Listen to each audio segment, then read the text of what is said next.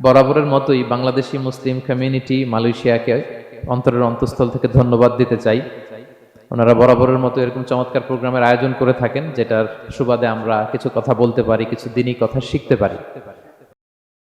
পাশাপাশি মিডিয়া কর্মী যারা এসেছেন, আমাদের প্রিয় সাংবাদিক ভাইরা যারা এসেছেন, নাশিদ পারফর্মার যারা এসেছেন, এবং একপাশে আমি আমার বোনদের দেখতে পাচ্ছি, সবাইকে অন্তরের অন্তঃস্থল থেকে শুভেচ্ছা এবং হৃদয় নিংড়ানো ভালোবাসা জানিয়ে আমরা শুরু করছি।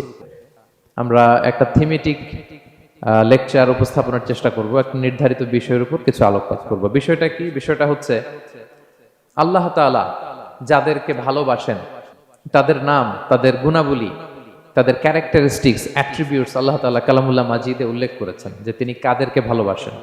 তার আগে আপনারা একটু উত্তর করে আমাকে বলেন তো যে আমরা আল্লাহর ভালোবাসা পেতে চাই কি চাই না? সবাই চাই না? এটাই আজকে আমাদের আলোচনার টপিক, যে যাদেরকে আল্লাহ ভালোবাসেন। আমরা আজকের এই চমৎকার সন্ধ্যায় জেনে নিব যে আল্লাহ তাআলা কাদেরকে পছন্দ করেন এবং কাদেরকে ভালোবাসেন। এবং প্রিয় ভাই এবং বোনেরা, আল্লাহ তাআলার ভালোবাসা অর্জন এটা মানব জীবনের সবচেয়ে বড় সৌভাগ্যের বিষয়। কি বলেন? আমরা যদি প্রেসিডেন্টের কাছের লোক হই, প্রধানমন্ত্রীর যদি কাছের লোক হই, যদি আমরা জানি যে পিএম আমাকে ভালোবাসে, প্রেসিডেন্ট আমাকে ভালোবাসে, কেমন লাগবে? ভালো লাগবে। আর যদি আমরা এটা জানতে পারি যে রব্বে কারীম আল্লাহ রব্বুল ইজ্জা ওয়াল জালাল তিনি আমাকে ভালোবাসেন, কেমন লাগবে আমাদের? এই ভালোবাসাকে আমরা বলে বোঝাতে পারবো? পারবো না। এটাই আমরা চাই, এটাই আমাদের জীবনের টার্গেট, কামনা, ঠিক কিনা? তো একজন প্রকৃত মুমিন সেই যে আল্লাহর সান্নিধ্য পেতে চায়, আল্লাহ তাআলার ভালোবাসা সে পেতে চায়। এবং মজার ব্যাপার হচ্ছে আল্লাহ তাআলা সুস্পষ্ট স্টেটমেন্টের মাধ্যমে কালামুল্লাহ মাজিদে তিনি জানিয়ে দিয়েছেন তিনি কাদেরকে কাদেরকে ভালোবাসেন। আজকের এই আলোচনায় আমরা সেটাই জানার চেষ্টা করব যে বিশেষ কিছু গুণে গুণান্বিত ব্যক্তি আছে যারা এই সৌভাগ্যের অধিকারী, যাদেরকে আল্লাহ তাআলা ভালোবাসেন বলে তিনি কোরআনে জানিয়েছেন। আমরা যেন সে সমস্ত গুণগুলো আমাদের নিজেদের মধ্যে ধারণ করতে পারি। আল্লাহ তাআলা আমাদের তৌফিক দান করুন। আমরা সবাই আওয়াজ করে পড়ে আমিন। প্রিয় ভাই এবং বোনেরা, শুরুতেই একটা ইন্ট্রোডাক্টরি কথা বলে রাখি, ভূমিকা কথা মূল আলোচনায় যাওয়ার আগে। সেটা হচ্ছে আমাদের প্রত্যেকের মনে রাখতে হবে যে আল্লাহ তাআলা ভালোবাসা পাওয়ার প্রধান শর্ত হচ্ছে রাসূল সাল্লাল্লাহু আলাইহি ওয়াসাল্লামকে ভালোবাসা, তার অনুসরণ করা। This is the first and foremost reminder tonight. আজকের প্রথম রিমাইন্ডার এটা যে আমরা যে আল্লাহর ভালোবাসা পেতে চাই, এটার প্রধানতম শর্ত হচ্ছে আল্লাহ রাসূল সাল্লাল্লাহু আলাইহি ওয়াসাল্লামের অনুসরণ করতে হবে। ওনার অনুসরণ বাদ দিয়ে আল্লাহর ভালোবাসা কোশ্চিনকালেও পাওয়া যাবে না। যে আয়াত দিয়ে, সূরাত আলে ইমরানের 31 নম্বর আয়াত দিয়ে আমি আমার আলোচনা শুরু করেছিলাম, এই আয়াতে আল্লাহ তাআলা খুব স্পষ্ট করে বলছেন, কুল ইন কুনতুম তুহিব্বুনাল্লাহা ফাত্তাবিউনি ইউহিব্বুকুমুল্লাহ। হে নবী, আপনি বলে দিন যে ওহে আমার উম্মতেরা, যদি তোমরা আল্লাহকে ভালোবাসতে চাও তাহলে ফাত্তাবিউনি, আমি নবীর অনুসরণ করো, তাহলে ইউহিব্বুকুমুল্লাহ, আল্লাহ তাআলা স্বয়ং তোমাদেরকে ভালোবাসতে শুরু করে দিবেন। বিশ্বনবীর ভালোবাসা ছাড়া, বিশ্বনবীকে অনুসরণ করা ছাড়া আল্লাহর ভালোবাসা কোশ্চিনকালেও পাওয়া যাবে না। কাজী নজরুল ইসলাম খুব চমৎকার করে ওনার কবিতায় লিখেছেন, আল্লাহকে যে পাইতে চায় হযরতের অনুসরণে, আরশ কুরসি লৌহ কলম না চাইতে পেয়েছে সে,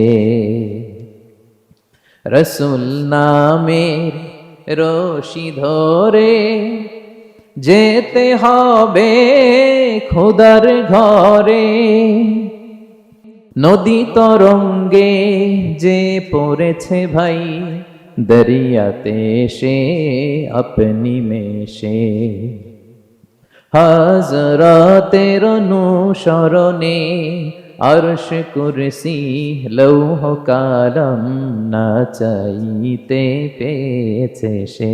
সুবহানাল্লাহ পড়েন। রাসূল সাল্লাল্লাহু আলাইহি ওয়াসাল্লামের অনুসরণের মধ্য দিয়ে আল্লাহ তাআলার ভালোবাসাটা অর্জন করতে হবে। এর বাইরে যে আল্লাহ তাআলার ভালোবাসা কোশ্চিনকালেও পাওয়া যাবে না। এবং রাসূল সাল্লাল্লাহু আলাইহি ওয়াসাল্লাম ঠিক যতটুকু করেছেন ঠিক অতটুকুই করতে হবে, এর চেয়ে বেশি করা যাবে না। রাসূল সাল্লাল্লাহু আলাইহি ওয়াসাল্লামের চাইতে কি বেশি মুত্তাকি হওয়া সম্ভব? সবাই বলেন নাই। রাসূল সাল্লাল্লাহু আলাইহি ওয়াসাল্লামের চাইতে বেশি বুজুর্গ হওয়া সম্ভব? ওনার চাইতে বেশি আল্লাহওয়ালা হওয়া সম্ভব? ওনার চাইতে বেশি আল্লাহ তাআলার কাছে প্রিয় ব্যক্তিত্ব হওয়া সম্ভব না, কোশ্চেন কালেও না, অসম্ভব। রাসূল সাল্লাল্লাহু আলাইহি ওয়াসাল্লামের সময়কালে কিছু সাহাবারা রাসূল সাল্লাল্লাহু আলাইহি ওয়াসাল্লামের স্ত্রীদের কাছে জানতে চেয়েছিল যে উম্মুল মুমিনিন, আপনারা বলুন যে রাসূল সাল্লাল্লাহু আলাইহি ওয়াসাল্লামের আমল কেমন ছিল? আমরা তো মসজিদে দেখি, বাইরে দেখি, ঘরে ওনার আমল কেমন আমাদের জানতে বড্ড মনে চায়। তো রাসূল সাল্লাল্লাহু আলাইহি ওয়াসাল্লামের স্ত্রীরা বললেন যে উনি এমন এমন আমল করেন, এইভাবে নফল রোজা রাখেন, শেষ রাতে তাহাজ্জুদ পড়েন, এইভাবে তাসবিহ পড়েন, কোরআন তেলাওয়াত করেন, জিকির করেন। তো হাদিসে এসেছে যে কাআন্নাহুম তাকাল্লুহা, তাদের কাছে এটা কেমন যেন কম মনে হইলো। তারা একটা বড় এক্সপেকটেশন নিয়ে আসছিল, মানে বিশাল একটা, রাসূল সাল্লাল্লাহু আলাইহি ওয়াসাল্লাম সব নবীদের নবী, না জানে কি আমল করে ঘরের ভিতরে। কিন্তু যখন রাসূল সাল্লাল্লাহু আলাইহি ওয়াসাল্লাম স্ত্রীদের কাছে শুনলো এই এই আমল তিনি করেন ঘরের ভিতরে, ওনারা হতাশ। হায় রে, ভাবছিলাম এত এত আমল করে, এই মাত্র এরকম আমল করে, এগুলো তো আমরাও করি। কাআন্নাহুম তাকাল্লুহা, হাদিসে এসেছে ওনাদের কাছে এটা খুব কম মনে হইলো। তো তারা একে অপরকে বলতে লাগলো যে এর কারণ হচ্ছে কদ গুফিরা লাহু মা তাকাদ্দামা মিন যামবিহি ওয়া মা তাআখার। আল্লাহ তাআলা তো রাসূল সাল্লাল্লাহু আলাইহি ওয়াসাল্লামের আগের পরের সব গুনাহ মাফ করে দিয়েছে। ওনার তো আদতে কোনো গুনাহই নাই, কিন্তু আল্লাহ তাআলার ঘোষণা হচ্ছে নবী হে, আপনার আগের পরের সব গুনাহ আমি মাফ করে দিলাম। তো সাহাবারা বলতেছেন এর কারণ হচ্ছে ওনার কোনো গুনাহই নাই, সব মাফ, এজন্য ওনার কম করলেও হয়, আমাদের তো এত কম করলে চলবে না। কথা বুঝতে পেরেছেন? তো ওনারা ভাবলো যে না, আমাদের তো আমল বাড়াইতে হবে। তো কি করতে হবে? একজন বলল আমি সারা রাত নামাজ পড়বো, আমি আর ঘুমাবো না। এখন থেকে সারা রাত কি করব? নামাজ পড়বো, আমি আর ঘুমাবো না। আরেকজন বলল তাহলে আমি সারা বছর রোজা রাখবো, রোজা ভাঙবো না, সারা বছর টানা রোজা, যেহেতু বেশি বেশি করতে হবে। আরেকজন বলল আমি স্ত্রীদের সাথে আর মেলামেশা করবো না, আমার স্ত্রীদের সাথে আমি আমার মতো বৈরাগ্য জীবনযাপন করব। তো এই কথা যখন রাসূল সাল্লাল্লাহু আলাইহি ওয়াসাল্লাম শুনলেন, রাসূল সাল্লাল্লাহু আলাইহি ওয়াসাল্লাম ওনাদেরকে ডেকে পাঠালেন, ডেকে বললেন আনতুমুল্লাযীনা কুলতুম কাযা ওয়া কাযা, তোমরা কি এমনটা এমনটা বলছো? তারা ভয়ে বলতেছে ইয়া রাসূলুল্লাহ, জি আমরা তো এরকম করে ফেলছি, বলে ফেলছি।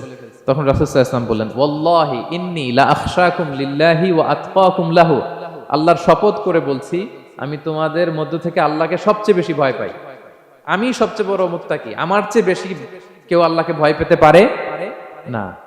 তা আমি সবচেয়ে বড় মুত্তাকি, আমি সবচেয়ে বেশি আল্লাহর প্রিয় ভাজন, আমি আল্লাহর সবচেয়ে বেশি ভয় পাই, এরপরেও আমি রাতে ঘুমাই আবার নামাজও পড়ি, সোম বৃহস্পতিবারে রোজা রাখি, বাকি দিনগুলোতে আমি খাই।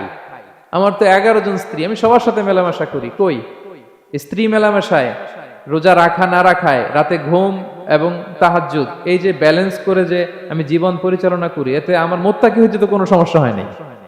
আমি শ্রেষ্ঠ নবীর এই মর্যাদা অক্ষুণ্ণ রাখতে তো আমার সমস্যা হয়নি, কিন্তু তোমাদের সমস্যা কোথায়?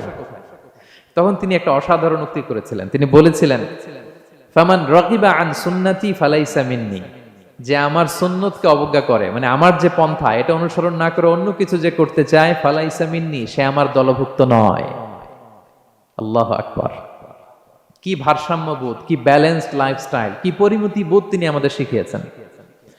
তাহলে বোঝা গেল সারা রাত ইবাদত করলেই ওইটা শ্রেষ্ঠ ইবাদত হয় না। কারণ রাসূল সাল্লাল্লাহু আলাইহি ওয়াসাল্লাম ঘুমাতেন আবার ইবাদত করতেন, স্ত্রীদের সাথে মিলতেন, সামাজিক কাজ করতেন, মাঝে মাঝে নফল রোজা রাখতেন, মাঝে মাঝে অনেকদিন রাখতেন না। This is balance, this is Islam. এবং এর চেয়ে শ্রেষ্ঠ ইসলাম আর হতে পারে না। তার মানে বোঝা গেল রাসূল সাল্লাল্লাহু আলাইহি ওয়াসাল্লামের চাইতে যদি এক কাঠি বেশি বোঝেন আপনি, এটা ইসলাম হবে? এটা হবে বাড়াবাড়ি, ঠিক কি না? রাসূল সাল্লাল্লাহু আলাইহি ওয়াসাল্লাম যেমনটি যেমনটি করেছেন ঠিক তেমনটি তেমনটি করার নাম ইসলাম। এবং এভাবেই আল্লাহ তাআলার ভালোবাসা পাওয়া সম্ভব, এছাড়া পাওয়া সম্ভব। তাহলে মূল আলোচনায় যাওয়ার আগে এটা হচ্ছে ইন্ট্রোডাক্টরি পয়েন্ট 1, যে আল্লাহ তাআলার ভালোবাসা পাওয়ার 1 নাম্বার শর্ত হচ্ছে রাসূল সাল্লাল্লাহু আলাইহি ওয়াসাল্লামের অনুসরণ। তার চেয়ে যদি বেশি ইবাদত করেন ওইটা ইসলাম নয়, তার চেয়ে বেশি বুজুর্গি দেখাইতে গেলে ওইটা বুজুর্গি নয়। তিনি যেমন যেমন করেছেন ঠিক তেমন তেমন করার নামই ইসলাম, এবং সেটার মাধ্যমে আল্লাহ তাআলার ভালোবাসা পাওয়া সম্ভব। এই পয়েন্টটা বুঝছেন না সবাই? আচ্ছা, ইন্ট্রোডাক্টরি পয়েন্টের 2 নাম্বার কথা হচ্ছে আমরা কি করে বুঝবো যে আল্লাহ তাআলা আমাদের ভালোবাসেন? কিভাবে বুঝবো যে তিনি আমাদেরকে পছন্দ করেন, ভালোবাসেন? এটা বোঝার কিছু সিস্টেম আছে। 1 নাম্বার সিস্টেম হচ্ছে আপনি জাস্ট দেখুন যে আপনি নিজেকে কোন কাজে ব্যস্ত রেখেছেন, আপনি আপনাকে কোন কাজে ব্যস্ত রেখেছেন। আপনার লাইফস্টাইলের দিকে তাকান, লুক অ্যাট ইউর লাইফস্টাইল, আপনি নিজেই বুঝে যাবেন। আপনি যদি দেখেন যে না আপনার ভালো ভালো কাজে আপনার ব্যস্ততা, আপনার এঙ্গেজমেন্ট ভালো লোকদের সাথে, আপনার সার্কেলটা ভেরি গুড সার্কেল, ভালো কাজে আপনার মন টানে, আপনি ভালো কাজ করেন, যদি আপনার কার্যক্রম এরকম হয় তাহলে বুঝে নেবেন আল্লাহ তাআলা আপনাদেরকে ভালোবাসেন। আলহামদুলিল্লাহ।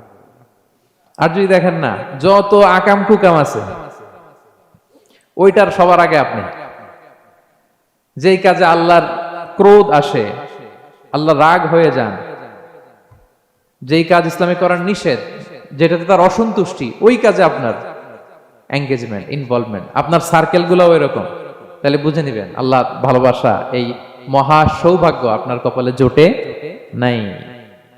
তাহলে এটা হচ্ছে একটা সিস্টেম। আল্লাহ আপনাকে ভালোবাসেন কিনা এভাবে বুঝবেন যে আপনি নিজেকে কোন কাজে ব্যস্ত রেখেছেন, একটু দেখুন, আপনি মিলাতে পারবেন। 2 নাম্বার পদ্ধতি হচ্ছে এটা বোঝার যে তিনি আমাকে ভালোবাসেন কিনা, সেটা হচ্ছে পৃথিবীবাসী আপনাকে ভালোবাসে কিনা এটা একটু দেখেন। এই পৃথিবীর ভালো মানুষগুলোর কাছে আপনার একটা গ্রহণযোগ্যতা আছে কিনা এটা দেখেন, এটা দেখলে আপনি বুঝতে পারবেন। সহিহ মুসলিমের একটা ছোট্ট হাদিস শেয়ার করি। রাসূল সাল্লাল্লাহু আলাইহি ওয়াসাল্লাম বলেছেন যে ইন্নাল্লাহা ইযা আহাব্বা আবদান দাআ জিবরিল ফাকালা ইন্নী উহিব্বু ফুলানান ফাআহিব্বা। আল্লাহ তাআলা যখন কোনো বান্দাকে ভালোবাসে তখন তিনি জিবরাইলকে ডেকে বলেন, হে জিবরাইল, আমি আমার এই বান্দাকে ভালোবাসি, তুমিও তারে ভালোবাসো। ফায়ুহিব্বুহু জিবরিল, জিবরাইল আলাইহিস সালাম তারে ভালোবাসতে শুরু করে। শুধু এখানেই না, সুম্মা ইউনাদি ফিস সামা, তারপরে তিনি আকাশে একটা অ্যানাউন্সমেন্ট করেন। ফায়াকুল, তিনি বলেন যে ইন্নাল্লাহা ইউহিব্বু ফুলানান ফাআহিব্বু, ও আকাশবাসীরা, ও ফেরেশতারা, আল্লাহ তাআলা তার এই বান্দাকে ভালোবাসে, তোমরা সবাই তার ভালোবাসো। তখন ফায়ুহিব্বুহু আহলুস সামা, গোটা আকাশবাসী তারে ভালোবাসতে শুরু করে, মানে ফেরেশতারা। তো আল্লাহ তাআলা এবং সকল ফেরেশতারা যখন তাকে ভালোবাসতে শুরু করে, রাসূল সাল্লাল্লাহু আলাইহি ওয়াসাল্লাম বললেন সুম্মা ইউদাউ লাহুল কবুলু ফিল আরদ, তখন পৃথিবীতে তার গ্রহণযোগ্যতা বাড়িয়ে দেওয়া হয়, তার অ্যাকসেপ্টেন্স বাড়িয়ে দেওয়া হয়, সবার কাছে তার একটা গ্রহণযোগ্যতা আছে, সবাই তাকে ভালোবাসে। এটা হচ্ছে একটা পদ্ধতি যে আল্লাহ তাআলা আপনাকে ভালোবাসে কিনা আপনি নিজেই বুঝবেন, যে পৃথিবীবাসী আপনাকে ভালোবাসে কিনা, আপনার কলিগরা আপনাকে ভালোবাসে কিনা, আপনার বন্ধুরা আপনাকে ভালোবাসে কিনা, আপনার নেইবররা আপনাকে ভালোবাসে কিনা, পৃথিবীর ভালো মানুষগুলোর কাছে আপনার গ্রহণযোগ্যতা আছে কিনা। যদি থাকে বুঝবেন আল্লাহ তাআলা আপনাকে ভালোবাসেন, ঠিক কিনা? আল্লাহ তাআলা আমাদেরকে যেন ওই কাতারে শামিল করেন, আমরা পড়ি আমিন। তাহলে আলোচনার টপিক, আল্লাহ তাআলা যাদেরকে ভালোবাসেন। শুরুতে আমরা জানলাম ভালোবাসার পদ্ধতি হচ্ছে, প্রক্রিয়া হচ্ছে একটাই, রাসূল সাল্লাল্লাহু আলাইহি ওয়াসাল্লামের পুঙ্খানু অনুসরণ, তার চেয়ে বেশিও না কমও না, হুবহু অনুসরণ, ঠিক কিনা? 2 নম্বরে জানলাম কি করে বুঝবো, নিজের দিকে তাকান, আপনি কি করেন, what's your activity, what's your engagement, নিজেই বুঝবেন। আর দেখেন যে আশেপাশের মানুষ আপনার ব্যাপারে কি বলে। পৃথিবীবাসী যদি আপনারে পছন্দ করে, তার মানে আল্লাহ তাআলাও আপনারে পছন্দ করে। সবাই বুঝতে পেরেছেন? আচ্ছা, এবার সরাসরি কোরআনে চলে যাই, মূল টপিক বিশ্লেষণে। আল্লাহ তাআলা অনেক শ্রেণীর ব্যক্তিকে ভালোবাসেন বলে তিনি ঘোষণা করেছেন। তিনি বলেছেন যে আমি তাদেরকে ভালোবাসি। এর মধ্যে 1 নাম্বার হচ্ছে আল মুহসিনুন। একটু আমার সাথে সাথে বলেন, আল মুহসিনুন। মুহসিনুন মানে হচ্ছে যে ইহসান করে, মানে অন্যের প্রতি অনুগ্রহ দেখায়, অনুগ্রহশীল, অন্যের প্রতি দয়াশীল, অনুগ্রহশীল, এই সমস্ত বান্দাদের আল্লাহ ভালোবাসেন। আল্লাহ বলেন ওয়া আনফিকু ফি সাবিলিল্লাহি ওয়া লা তুলকু বিআইদিকুম ইলা তাহলুকা ওয়া আহসিনু ইন্নাল্লাহা ইউহিব্বুল মুহসিনিন। তিনি বলেন যে তোমরা আল্লাহর রাস্তায় দান করো আর নিজেরা নিজেদেরকে ধ্বংসের মুখে ঠেলে দিও না, আর তোমরা ইহসান করো অন্যের প্রতি, কারণ ইন্নাল্লাহা ইউহিব্বুল মুহসিনিন, আল্লাহ তাআলা মুহসিনিনদের ভালোবাসেন, মানে যারা অন্যের প্রতি অনুগ্রহ দেখায়, অন্যের প্রতি দয়া পরবশ, তাদেরকে আল্লাহ ভালোবাসেন। সুবহানাল্লাহি ওয়া বিহামদিহি। তাহলে পেয়ে গেলাম, মিলায় নেন যে অন্যের প্রতি সফট কর্নার, অন্যের প্রতি দয়া, অনুকম্পা, হেল্পিং হ্যান্ড, হেল্প করার মানসিকতা, অন্যের দুঃখে কাদা, এই মাইন্ডসেট, এই মেন্টালিটি আমাদের আছে কিনা একটু মিলিয়ে নেন। না থাকলে রিমাইন্ডার হিসেবে নেন যে আমরাও যেন মুহসিনুনদের কাতারে শামিল হতে পারি। ইহসান এটা অনেক বড় তবকার একটা আমল। ইবাদতেও ইহসান লাগবে, ইবাদতের বাইরে সামাজিক কর্মকাণ্ড, রাষ্ট্রীয় কর্মকাণ্ড, সব কাজে আল্লাহ তাআলা এই ইহসানকে আবশ্যক করেছেন। অনুগ্রহ, অন্যদের প্রতি অনুগ্রহশীল হওয়া। ইবাদতে ইহসানটা কেমন? সেদিন জিবরাইল আলাইহিস সালাম রাসূল সাল্লাল্লাহু আলাইহি ওয়াসাল্লামকে জিজ্ঞেস করেছিলেন যে ইয়া রাসূলুল্লাহ ফাখবিরনি আনিল ইহসান, ইহসান আবার কি, আমাকে একটু বলেন। তো ইবাদতে ইহসানটা কেমন? রাসূল সাল্লাল্লাহু আলাইহি ওয়াসাল্লাম বললেন যে ইহসান হচ্ছে আন তা'বুদাল্লাহা কাআন্নাকা তারাহু ফাইন লাম তাকুন তারাহু ফাইন্নাহু ইয়ারাক। তুমি এমন ভাবে ইবাদত করবে, তুমি ভাববে যে তুমি আল্লাহকে দেখছো, তুমি আল্লাহকে দেখে দেখে ইবাদত করতেছো, এরকম ভাবো না একটু। আর এটা ভাবতে যদি কষ্ট হয়, অন্তত এতটুকু তো ভাবো যে আল্লাহ তোমায় দেখছেন। এতটুকু ভাবা যাবে না? আমরা যখন নামাজ পড়ি, আমাদের প্রত্যেকটা সালাতের মুহূর্তে আমাদের এটা ভাবতে হবে যে আল্লাহ তাআলা কিন্তু আমাকে দেখছেন। এই যে আমি ফিস করে সুবহানা রাব্বিয়াল আলা পড়ি, সুবহানা রাব্বিয়াল আযীম পড়ি, আমি তাসবিহ পড়ি, আমার রুকু সেজদা সবকিছু আমার আল্লাহ দেখছেন। এই সেন্স, এই অনুভূতি যদি আপনার মধ্যে থাকে, এটাই হচ্ছে ইবাদতের ইহসান। আর ইবাদত ছাড়া আমাদের দৈনন্দিন কাজ, পারিবারিক কাজ, সামাজিক কাজ, এই সমস্ত কাজেও কিন্তু আল্লাহ তাআলা ইহসানকে আবশ্যক করেছেন। প্রিয় ভাই এবং বোনেরা, অন্যের প্রতি অনুগ্রহ করাটাকে তিনি কি করেছেন? আবশ্যক করেছেন। একটা ছোট্ট হাদিস শুনি। হাদিসে রাসূল সাল্লাল্লাহু আলাইহি ওয়াসাল্লাম ইরশাদ করছেন যে ইন্নাল্লাহা তাবারাকা ওয়া তাআলা কাতাবাল ইহসানা আলা কুল্লি শাই। আল্লাহ তাআলা সবকিছুর উপর ইহসানকে আবশ্যক করেছেন, সবকিছুর উপর। মুমিনের সব কাজে ইহসান থাকতে হবে, অন্যের প্রতি অনুগ্রহের পরশ থাকতে হবে। এবার মজার একটা পার্ট আসছে হাদিসে, খেয়াল করে শুনি। রাসূল সাল্লাল্লাহু আলাইহি ওয়াসাল্লাম বলেন, ফাইদা কাতালতুম ফাআহসিনুল কিতলা। আল্লাহ তাআলা সব জায়গায় ইহসানকে আবশ্যক করেছেন। এমন কি ফাইদা কাতালতুম, যখন তোমরা কতল করবে কাউকে, ফাআহসিনুল কিতলা, ইহসানের সাথে কতল করো। সুবহানাল্লাহ বললেন না? প্রসঙ্গটা কি? হত্যার প্রসঙ্গটা। রাষ্ট্রীয় কাজে হয়তো ডেথ পেনাল্টি, তার মৃত্যুদণ্ড দিতে হবে। রাসূল সাল্লাল্লাহু আলাইহি ওয়াসাল্লাম বলেন ফাইদা কাতালতুম ফাআহসিনুল কিতলা, মৃত্যুদণ্ড দিবা কিন্তু ইহসানের সাথে দিও। আপনি চাইলেই তার কান কেটে ফেলতে পারবেন না, তাকে শ্বাসরুদ্ধ করতে পারবেন না, পেট্রোল দিয়ে তার দেহ জ্বালিয়ে দিতে পারবেন না, চাইলেই এই দেহটারে আপনি নষ্ট করতে পারবেন না। রাষ্ট্রীয় কাজে বিচারে সাব্যস্ত হয়েছে তার এখন ডেথ পেনাল্টি, মৃত্যুদণ্ড কার্যকর করবেন, ঠিক আছে, কিন্তু সেখানে ইহসানের সাথে। ফাইদা কাতালতুম ফাআহসিনুল কিতলা, মৃত্যুদণ্ড কার্যকর করার সময় ইহসানের সাথে করো। ওয়া ইদা যাবাহতুম ফাআহসিনুয যাবহা, জবাই করার সময় ইহসান করো। সুবহানাল্লাহ। করতেছি জবাই, করতেছি কি? কিন্তু মেরে ফেলতেছি প্রাণীটাকে খাওয়ার জন্য। স্লটারিং, লিটারালি আমি ছুরি চালাচ্ছি ওর গলায়, ফিনকি দিয়ে রক্ত বেরোবে এখনই, মেরে ফেলতেছি। কিন্তু যা মনে চায় আপনি কোপাতে পারবেন? কুরবানির পশুকে কষ্ট দিতে পারবেন না। আমরা এই ভুলটা করি। রাসূল সাল্লাল্লাহু আলাইহি ওয়াসাল্লাম দেখেন আরো স্পেসিফিক করে বলছেন যে ওয়ালিউহিদ্দা আহাদুকুম শাফরাতাহু ওয়ালিউরিহ যাবিহাতাহু, তোমরা জবাইয়ের সময় তোমাদের ছুরিটাকে ধার করে নিও, যাতে করে প্রাণীটা কম কষ্ট পায়। সুবহানাল্লাহ। আমরা অনেক সময় ভুল করে ফেলি। আমরা গরু শোয়ানোর পরেই রশি কোথায়, এই ছুরি কোথায়, এই কসাই কোথায়, এই যে 7 জনের নামে জবাই হবে এদের নাম কোথায়, গরুটাকে আমরা কষ্ট দিচ্ছি। রাসূল সাল্লাল্লাহু আলাইহি ওয়াসাল্লাম বলে না, মুমিনের প্রতিটি কাজে ইহসানের পরশ থাকে। তারা প্রাণী জবাই করবে ঠিকই খাওয়ার জন্য, কিন্তু এখানেও ইহসান করতে হবে, ঠিক কিনা? তারা মৃত্যুদণ্ড কার্যকর করবে, ডেথ পেনাল্টি রাষ্ট্রীয় আইনে, কিন্তু যেমন মনে চায় তেমন করা যাবে না। ওইখানেও ইহসান রাখার দরকার আছে না নাই? প্রিয় ভাইয়েরা, এই ইহসানকে যারা মেনটেন করে জীবনের সব কাজে, আল্লাহ তাদেরকে বড্ড ভালোবাসে, বড্ড পছন্দ করে। সো আমরা যেন সবাই সবার প্রতি ইহসান করি। স্বামী স্ত্রীর প্রতি ইহসান করুন, স্ত্রী স্বামীর প্রতি ইহসান করুন, বাবা সন্তানের প্রতি, সন্তান বাবার প্রতি, পরিবারের সকল সদস্যদের প্রতি ইহসান করুন, কর্মচারীদের প্রতি ইহসান করুন, সহকর্মীদের প্রতি ইহসান করুন। মুমিন জীবনের প্রতিটি কাজে ইহসানের পরশ থাকবে, কারণ ইন্নাল্লাহা ইউহিব্বুল মুহসিনিন, আল্লাহ তাআলা মুহসিনদের, যারা অন্যদের প্রতি অনুগ্রহ দেখায় তাদেরকে বড্ড ভালোবাসেন। এই পয়েন্টটা কি বুঝতে পেরেছেন সবাই? ক্লিয়ার? 2 নম্বরে চলে যায়, আর কাদেরকে আল্লাহ ভালোবাসেন? 2 নম্বরে হচ্ছে আত-তাওয়াবুন, যারা ভুল করেই তওবা করে সাথে সাথে, আল্লাহ তাদেরকে বড্ড ভালোবাসেন। সুবহানাল্লাহ। আল্লাহ তাআলা বলছেন ইন্নাল্লাহা ইউহিব্বুত তাওয়াবিন ওয়া ইউহিব্বুল মুতাতাহহিরিন, আল্লাহ তওবাকারীদেরকে যেমনি ভালোবাসেন, পবিত্রতা অর্জনকারীদেরও ভালোবাসেন। ওটা আমি পরে আসতেছি, এখন তওবাতেই থাকি। তাহলে 2 নম্বরে হচ্ছে ইন্নাল্লাহা ইউহিব্বুত তাওয়াবিন, 2 নম্বরে হচ্ছে কাদেরকে ভালোবাসেন? তওবাকারীদেরকে তিনি বড্ড ভালোবাসেন। দেখেন রাসূল সাল্লাল্লাহু আলাইহি ওয়াসাল্লাম কি বলে, তিনি বলেন ওয়াল্লাহি ইন্নী লা আস্তাগফিরুল্লাহ ওয়া আতুবু ইলাইহি ফিল ইয়াউমি আকসারা মিন 70 মাররা, আল্লাহর শপথ আমি বিশ্বনবী প্রতিদিন 70 বারেরও বেশি তওবা পড়ি। যার আগেও কোনো গুনাহ নাই, পরেও কোনো গুনাহ, উনি তওবা করে কয়বার? 70 বার। আমাদের তো কোনো গুনাহ টুনা নাই, তাই না? হ্যাঁ, আমাদেরও গুনাহ আছে নাকি? বস্তা ভরা। তো বিশ্বনবী যদি 70 বার তওবা করেন ডেইলি বেসিস, আমাদের করা দরকার কয়বার? যার যার কাছে ছেড়ে দিলাম, বলেন। হ্যাঁ, 70,000 বার করা দরকার, ঠিক কিনা? প্রিয় ভাইরা, তাওবা কি? তাওবা মানে ফিরে আসা আল্লাহর কাছে। ভুল করেছি, অনুতপ্ত হয়ে আল্লাহর কাছে ফিরে আসবো, এটার নাম তাওবা। To return back to your Lord, আল্লাহর কাছে ফিরে আসবেন। এই ফিরে আসাটাকে আল্লাহ খুব পছন্দ করেন। এখানেই শয়তান আর আমাদের মধ্যে পার্থক্য। শয়তান ভুল করে করছি তো করছে, ওইটার মধ্যেই সে অটল অবিচল, ক্ষমা আর চাইনি। কিন্তু আমরা সকালে ভুল করে দুপুরে মাফ চাই, দুপুরে করে রাতে মাফ চাই, আজকে ভুল করে কালকে মাফ চাই, ঠিক কিনা?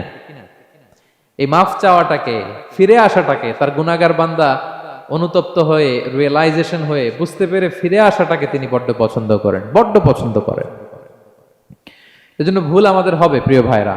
আল ইনসান মিনান নিসিয়ান, আমাদের নামটাই এসেছে ভুল থেকে, আমরা ভুলে যাই, ভুল হয়ে যায় আমাদের। কিন্তু ক্ষমার রাস্তা, তওবার রাস্তা খোলা আছে না নাই? এটা হচ্ছে আমাদের জন্য আশা, হোপ। আমরা হোপফুল, সবসময় আশাবাদী। যত ভুল হোক, যত ভুল আপনি করেন, এটা খেয়াল রাখবেন, ভুল আপনি যতই করেন না কেন, তার রহমতের দরিয়া তার চাইতেও বড়, তার ক্ষমার মহাসাগর তার চাইতেও বিস্তৃত, যত ভুল আপনি করেন না কেন। এজন্য আল্লাহ তাআলা বলেন, ইয়া আইয়ুহাল্লাযীনা আমানু তুবু ইলাল্লাহি তাওবাতান নাসুহা, ওহে বিশ্বাসীরা একনিষ্ঠভাবে তওবা করো, ফিরে আসো আমার দিকে। ফাফিররু ইলাল্লাহ 24/7, পৃথিবীর কোন দরজা 24 ঘন্টা খোলা থাকে না। রাত 3টার দিকে যদি আপনি উঠে জায়নামাজটা বিছিয়ে যে ভুলটা করছেন ওটা স্মরণ করে চোখের পানি ছেড়ে মাফ চান, ক্ষমা করবেন না তিনি? হ্যাঁ, ক্ষমা দেওয়ার জন্য তিনি বসে আছেন। এজন্য ভুল হইলে আমরা পড়বো আস্তাগফিরুল্লাহ। কি পড়বো? পড়েন, আস্তাগফিরুল্লাহ রাব্বি মিন কুল্লি যামবি ওয়া আতুবু ইলাই। পড়েন, আস্তাগফিরুল্লাহাল্লাযী লা ইলাহা ইল্লা হুয়াল হাইয়ুল কাইয়্যুম ওয়া আতুবু ইলাই। এটা পড়ে আল্লাহর কাছে ফিরে আসবেন, অনুতপ্ত হবেন, আল্লাহ ভুল করে ফেলেছে, আল্লাহ তুমি ক্ষমা করো, আল্লাহ তুমি ক্ষমা করো, আল্লাহ আমরা ভুল করে ফেলেছি। ভুল সবাই করে, কে না করে? হ্যাঁ, কুল্লু ইবনে আদম খাত্তা, বিষ্ণু বলেন তোমরা সবাই ভুলকারী, কিন্তু ওয়া খায়রুল খাত্তাইন আত-তাওয়াবুন, এই ভুলকারীদের মধ্যে শ্রেষ্ঠ যে ভুল করেই তওবা করে। তওবা করতে রাজি আছেন তো? সবাই রাজি আছেন? আমার প্রিয় ভাইয়েরা, এই তওবার দৃশ্যটা দেখতে আল্লাহ বড্ড পছন্দ করেন। বান্দা যখন ভুল বুঝতে পারে, মাথাটা নিচু করে চোখের পানি ছেড়ে বান্দা যখন কাঁদতে শুরু করে, এই দৃশ্যটা দেখলে আল্লাহ সহ্য করতে পারে না। আল্লাহর রহমতের দরিয়ায় জোশ খেলে যায়, বান্দা যা চায় আল্লাহ তাই দিয়ে দেয়। তখন চোখের পানির এত বড় পাওয়ার। এজন্য আমরা ভুল করে যেন অটল না থাকি, আল্লাহর কাছে যেন ক্ষমা চাই, আমরা যেন ফিরে আসি তার দরবারে। তার দরবার সবসময় খোলা। এবং তিনি এই তওবার বা ফিরে আসার দৃশ্যটা দেখতে কত পছন্দ করেন শোনেন। রাসূল সাল্লাল্লাহু আলাইহি ওয়াসাল্লাম বলেন, ওয়াল্লাযী নাফসি বিয়াদিহি, তার শপথ যার হাতে আমার আত্মা, লাউলাম তুযনিবু, তোমরা যদি ভুল না করতে, লা যাহাবাল্লাহু বিকুম, আল্লাহ তোমাদেরকে ধ্বংস করে দিতেন। ওয়ালা জাআ বিকওমিন, আল্লাহ এমন এক জাতি তৈরি করতেন, ইউযনিবুন, ওরা খালি ভুল করত, ফায়াস্তাগফিরুন, আর ক্ষমা চাইতো, ফায়াগফিরুল্লাহু লাহুম, আর আল্লাহ তাদের ক্ষমা করতেন। তোমরা যদি ভুল না করতে, এই বনি আদম, তোমরা যদি ভুল না করতে, তোমাদেরকে আল্লাহ তাআলা ধ্বংস করে এমন একটা গোষ্ঠী বানাইতেন যারা খালি ভুল করতো আর মাফ চাইতো, ভুল করতো আর মাফ চাইতো, আর আল্লাহ মাফ করে দিত। সুবহানাল্লাহ বললেন না? গাফিরিয যামবি ওয়া কাবিলিত তাওব, তিনি পাপ মোচন করার জন্যই তো তিনি আমার রব, তওবা কবুল করার জন্যই তো তিনি আল্লাহ সুবহানাহু ওয়া তাআলা, তিনি রব্বে কারীম। তার দয়ার কোনো শেষ নাই, তার মায়ার কোনো শেষ নাই। আমরা যখন তওবা করি, অনুতপ্ত হই, চোখের পানি ছেড়ে যখন কাঁদি, আল্লাহ যে কত খুশি হয় এটার একটা উপমা হাদিসে এসেছে, সহিহ মুসলিমের হাদিস। রাসূল সাল্লাল্লাহু আলাইহি ওয়াসাল্লাম বলেন, লাল্লাহু আশাদ্দু ফারাহান বিতাওবাতি আবদিহি হিনা ইয়াতুবু ইলাইহি, কেউ যখন তওবা করে আল্লাহ কত খুশি হয় জানো? শোনো, ওই ব্যক্তির চাইতে আল্লাহ বেশি খুশি হয়ে যায় যে ব্যক্তি মরুভূমিতে সফরে বেরিয়েছে, সাথে তার বাহন বা উট, ওই উটের মধ্যেই তার পানি বা খাবার, হঠাৎ করে উটটা হারায় গেছে। শুনতেছেন? মরুভূমিতে উট নিয়ে বের হয়েছিল সফরে, উটের মধ্যে তার পানি, তার খাবার, তার বেঁচে থাকার সমস্ত মাধ্যম, কিন্তু হঠাৎ করে উট কি হয়ে গেছে? হারায় গেছে। উট খুঁজে আর পায় না, দৌড়াতে দৌড়াতে হয়রান। কত দৌড়াবে? ধুধু মরু প্রান্তর, কয়েক ঘন্টা দৌড়ালেই তো সে তৃষ্ণার্ত হয়ে মারা যাবে। দৌড়াতে দৌড়াতে, হাঁপাতে হাঁপাতে শেষ, জীবনের আশাও শেষ, যে ওট যেহেতু পাই নাই, আজকে সারাদিন দৌড়ালে তো তৃষ্ণা আমি মারাই যাব রাতে। তো জীবনের আশা ভরসা শেষ করে হাঁটতে হাঁটতে হাঁপাতে হাঁপাতে হঠাৎ একটা গাছের সন্ধান পেল। ওই গাছের নিচে যে এত ক্লান্ত, তৃষ্ণার্ত, হাঁপাতে হাঁপাতে ঘুমায় গেছে, হতাশ, আমার বাঁচার আর কোনো মাধ্যম নাই, আমার উঠ হারায় গেছে, ওইখানে পানি ওইখানেই খাবার। ক্লান্ত শ্রান্ত হয়ে তৃষ্ণার চোটে ঘুম চলে আসছে। হঠাৎ ঘুম থেকে জেগে ওঠে, ওটটা পাশেই দাঁড়ায় আছে। যে ওটের উপরে তার পানি এবং খাবার ছিল, পুরা মরুভূমিতে দৌড়াইতে দৌড়াইতে আবার সন্ধ্যাবেলায় এসে মালিকের সামনে দাঁড়ায় আছে। সে ঘুম থেকে উঠি তাড়াতাড়ি করে রশি ধরে ফেলছে ওটের। পুরোটা হাদিসের অনুবাদ শোনাচ্ছি। তো ওটের রশি ধরে বেচারা এত খুশি, এত খুশি, এত খুশি, যে খুশির চোটে ও বলতে আরম্ভ করছে, আল্লাহুম্মা আনতা আবদি ওয়া আনা রাব্বুক। আল্লাহ, তুমি আমার গোলাম, আমি তোমার রব। তুমি দয়া করে এই ওটটা ফিরাই দিছো, আজকে তুমি ওটটা ফিরাই না দিলে আমি তো মরে যেতাম। আল্লাহ, প্রশংসা তোমার। খুশির চোটে। কিসের চোটে? খুশির চোটে কথা উল্টে গেছে। সে এত খুশি, সে আনন্দে এত উদ্বেলিত, এত খুশি, সে বলতেছে আল্লাহ, আল্লাহুম্মা আনতা আবদি, আল্লাহ তুমি আমার গোলাম। খুশিতে আল্লাহুম্মা আনতা আবদি, আল্লাহ তুমি আমার গোলাম, ওয়া আনা রাব্বুক, আমি তোমার রব। তোমার দরবারে লাখো কোটি শুকরিয়া। আল্লাহ কেঁদে কেঁদে বলতেছে।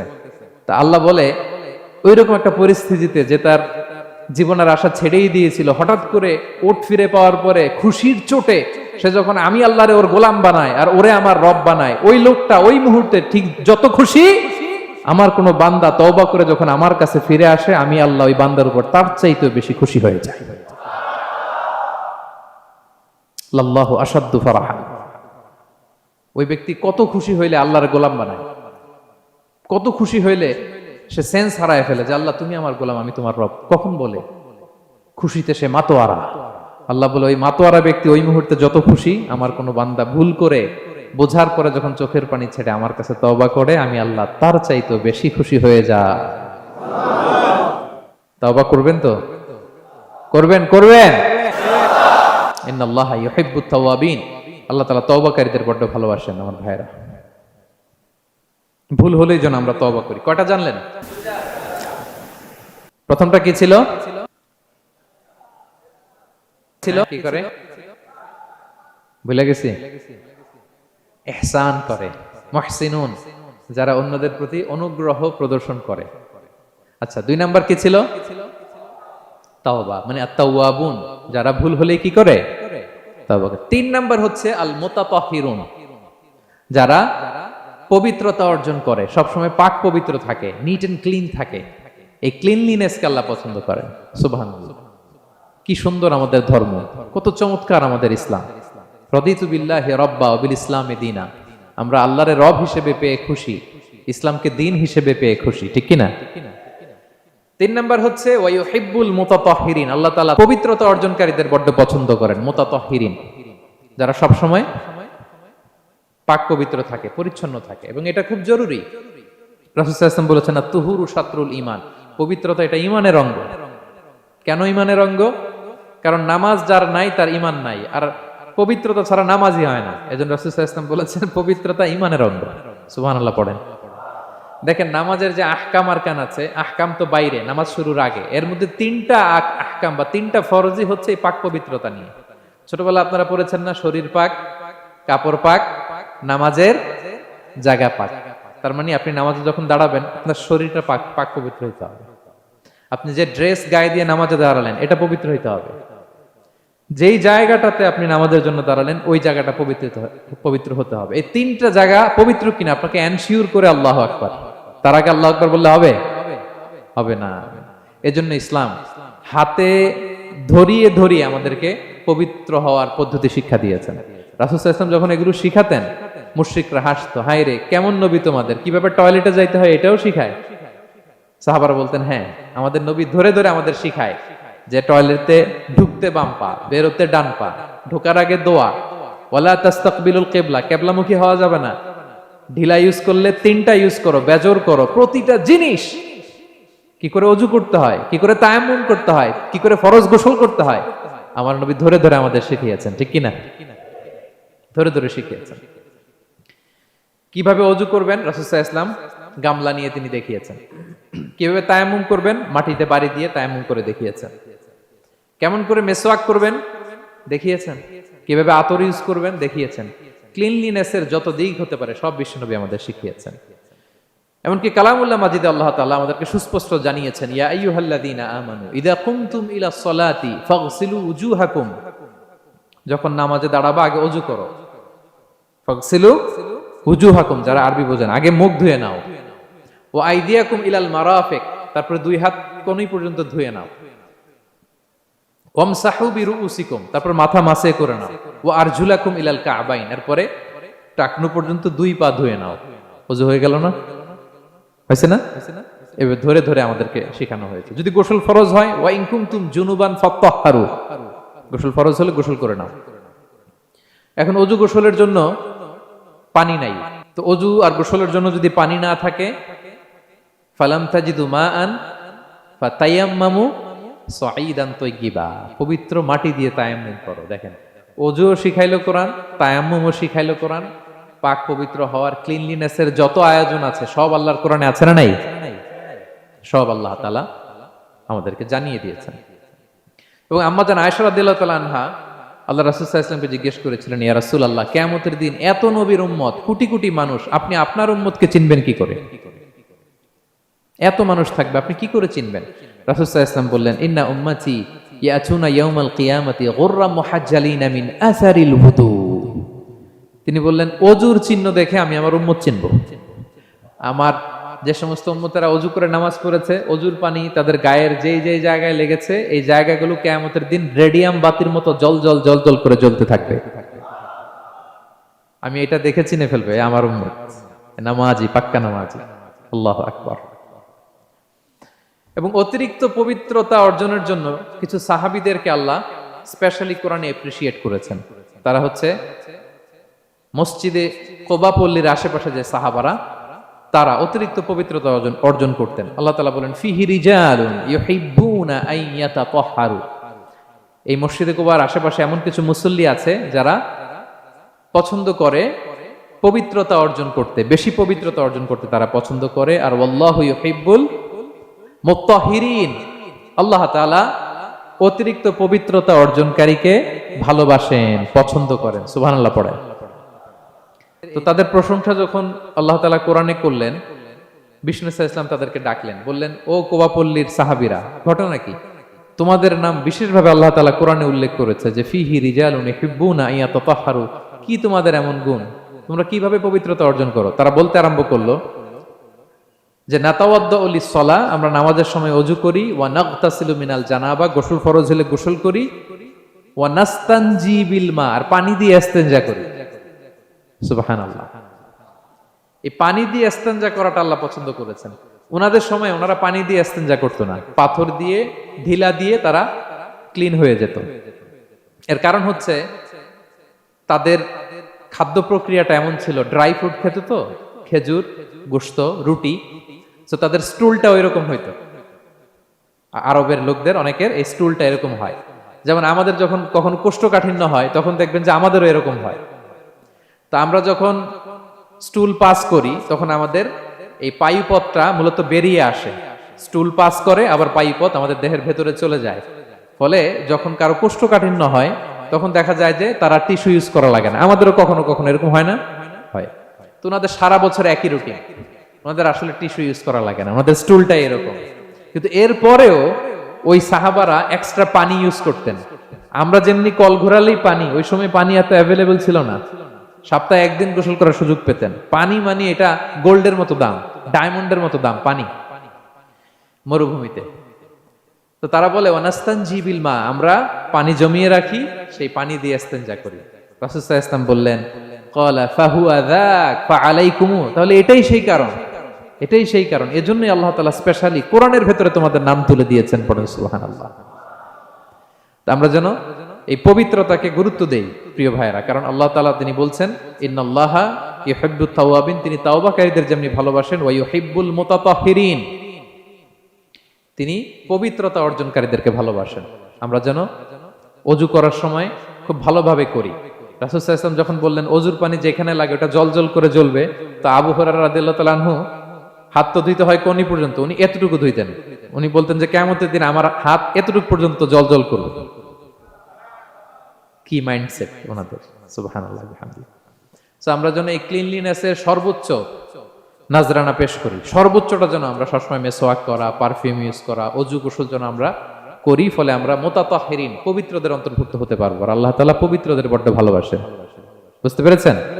তাহলে 1 নম্বরে মুহসিনুন, যারা ইহসান করে, 2 নম্বরে যারা তাওবা করে, 3 নম্বরে যারা পবিত্র থাকে, 4 নম্বরে আল মুত্তাকুন, যারা আল্লাহ তাআলাকে ভয় পায়। আল্লাহ তাআলা বলছেন বালা মান আওফা বিআহদিহি ওয়াত্তাকা ফাইন্নাল্লাহা ইউহিব্বুল মুত্তাকিন। হ্যাঁ, যারা ওয়াদা রাখে, আল্লাহকে ভয় করে, আল্লাহ তাআলা এই মুত্তাকিদের বড় ভালোবাসেন। মুত্তাকি অর্থাৎ আল্লাহ সচেতনতা, আল্লাহ ভীরুতা যাদের ভেতরে আছে, যে কোনো পরিস্থিতিতে তারা ভাবে যে আল্লাহ তাআলা আমাকে দেখছেন, এই সেন্স, এই অনুভূতি যার মধ্যে আছে সে মুত্তাকি। তা আমরা মানুষের সামনে যেভাবে যেরকম সৎ থাকি, আমরা যদি মানুষের চক্ষুর আড়ালেও সৎ থাকি তাহলে আমরা মুত্তাকি। বুঝতে পেরেছেন? মুত্তাকির তাকওয়ার অনেক সংজ্ঞা আছে, অনেক সংজ্ঞা।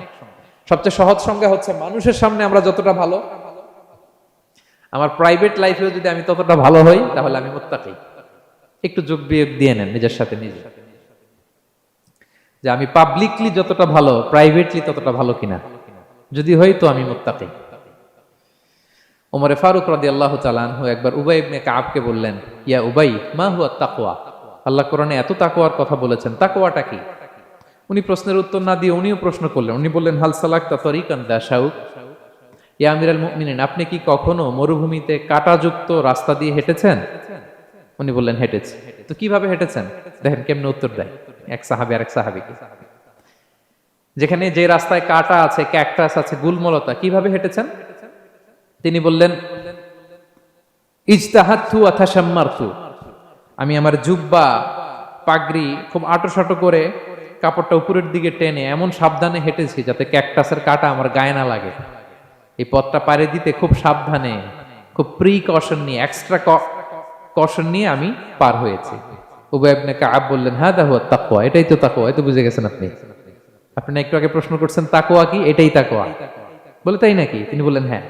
তো তিনি বললেন দুনিয়ার চলতি পথে ডানে বায়ে এরকম অনেক পাপের হাতছানি আপনাকে স্পর্শ করতে চাইবে। ওই যে কাঁটাযুক্ত রাস্তা দিয়ে আপনি যেভাবে সাবধানে, কাঁটা যাতে গায়ে না লাগে, খুবই প্রিকশন নিয়ে হেঁটেছেন, এই দুনিয়ার পুরো জার্নিটা যদি এইভাবে চালাতে পারেন তাইলেই আপনি মুত্তাকি। সুবহানাল্লাহি বিহামদিহি। আল্লাহ তাআলা বলেন যাদের মধ্যে এই তাকওয়ার সেন্স আছে আমি তাদেরকে ভালোবাসি। তাকওয়া হচ্ছে কেউ না দেখলেও আল্লাহ দেখেন, এই অনুভূতি। সবার চোখ ফাঁকি দেয়া গেলেও একজনের চোখ ফাঁকি দেয়া যায় না। তিনি কে? এই অনুভূতির নাম হচ্ছে তাকওয়া। আল্লাহ বলেন ইন্না আকরামাকুম ইনদাল্লাহি আতকাকুম, তোমাদের মধ্যে সবচাইতে আল্লাহর কাছে সম্মানিত ব্যক্তি যার মধ্যে আল্লাহর ভয় বেশি। নাকি আল্লাহ বলছে তোমাদের মধ্যে যে সবচেয়ে বড় বিলিয়নিয়ার সে আল্লাহর কাছে সম্মানিত, দেখতে বেশি সুন্দর সে সম্মানিত, যার জনবল আছে, অর্থবল আছে, লোকবল আছে না। তাকওয়া, তাকওয়া হচ্ছে ক্রাইটেরিয়া। যার তাকওয়া বেশি সে আমার কাছে সম্মানিত। এবং আল্লাহ তাআলা বলেন ওমাইয়াত্তাকিল্লাহা ইয়াজআল লাহু মাখরাজা ওয়া ইয়ারযুকহু মিন হাইসু লা ইয়াহতাসিব, যে আল্লাহকে সবসময় ভয় পাবে, যে মুত্তাকি, সে কোথাও জীবনে আটকাবে না, কোথাও আটকাবে না। জীবনে কোনো বিপদ আসলে একটা ওয়ে আউট, একটা এক্সিট। মালয়েশিয়াতে তো বলে কেলুয়ার। মালয়েশিয়া কি বলে? এই জীবনে কোথাও আটকাবেন না, আটকাইলেই একটা কেলুয়ার পেয়ে যাবেন। কেলুয়ারের ব্যবস্থা করে দিবে কে? ব্যবস্থা করে দিবেন। আর এমন জায়গা থেকে তিনি রিজিকের বন্দোবস্ত করবেন আপনি কল্পনাও করেন নাই। সুবহানাল্লাহ বিহামদিহি। তাহলে 4 নম্বরে মুত্তাকুন, যারা আল্লাহকে ভয় করে আল্লাহ তাদেরকে ভালোবাসেন। আমরা যেন মুত্তাকিদের কাতারে শামিল হতে পারি। আল্লাহ তুমি তৌফিক দাও। প্রিয় ভাইরা আমার, 5 নম্বরে হচ্ছে আল মুতাওয়াক্কিলুন, যারা আল্লাহর উপর তাওয়াক্কুল করে। আল্লাহ বলে ফাইদা আযামতা ফাতাওয়াক্কাল আলাল্লাহ ইন্নাল্লাহা ইউহিব্বুল মুতাওয়াক্কিলিন। কোন বিষয়ে যখন দৃঢ় সংকল্প নিয়েছো তো আল্লাহর উপর ভরসা করো, কারণ আল্লাহ ওই সমস্ত লোকদের ভালোবাসা যারা আমার উপর তাওয়াক্কুল করে, মানে ভরসা করে। তাওয়াক্কুল মানে একজনের উপর ভরসা। তিনি কে? আমরা ভরসা কার উপর করব? পৃথিবীর কোন শক্তির উপর, কোন মানুষের উপর, কোন মিডিয়ার উপর, কোন ক্ষমতার উপর? আমাদের ভরসা এক মহান সত্তার প্রতি। তিনি কে? সবসময় আমরা আল্লাহর উপর ভরসা রাখি এবং প্রতিটি মুহূর্তে যেন আমরা আল্লাহর উপর তাওয়াক্কুল করি। রাসূল সাল্লাল্লাহু আলাইহি ওয়াসাল্লাম এটা আমাদের শিখিয়েছেন। এমনকি ঘর থেকে বেরোলেও যেন আমরা আল্লাহর উপর তাওয়াক্কুল করি, বিশ্বনবী শিখিয়েছেন। তিনি ঘর থেকে বেরোলেই পড়তেন বিসমিল্লাহি তাওয়াক্কালতু আলাল্লাহ লা হাওলা ওয়ালা কুওয়াতা ইল্লা বিল্লাহ।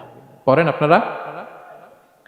আল্লাহর উপর, আল্লাহর নামে, আল্লাহর উপর তাওয়াক্কুল করে বেরোলাম, এটা পড়ে বেরোবেন। আর প্রতিদিন লম্বা একটা দোয়া পড়তেন, আল্লাহুম্মা ইন্নী আউযু বিকা আন আযিল্লা আও উযাল্লা আও আদিল্লা আও উদাল্লা আও আযলিমা আও উযলামা আও আজহালা আও ইউজহালা আলাই। চমৎকার দোয়া।